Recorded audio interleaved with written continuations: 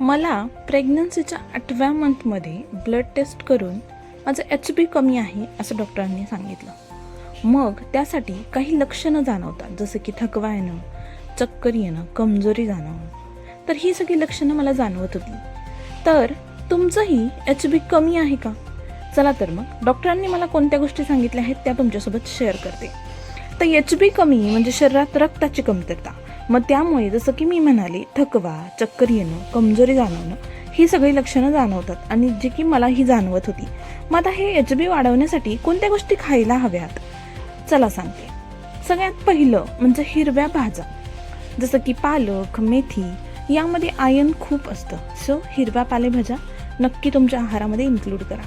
दुसरं म्हणजे भरपूर अशी फ्रेश फळं, फ्रेश फ्रूट्स खायला सुरुवात करा, जसं की डाळिंब, सफरचंद, बीट. त्या व्यतिरिक्त सिजनल जे काही फ्रूट्स असतात सो ती सगळी खायला सुरू करा.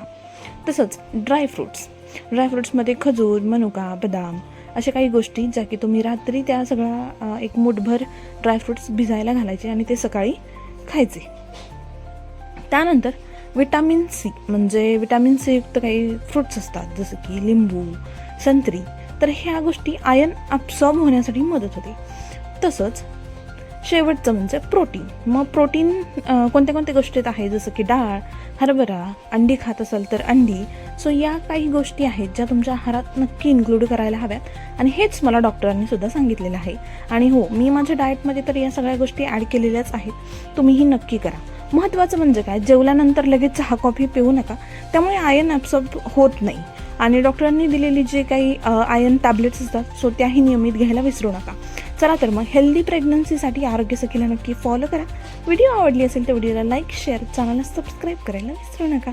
Bye, take care.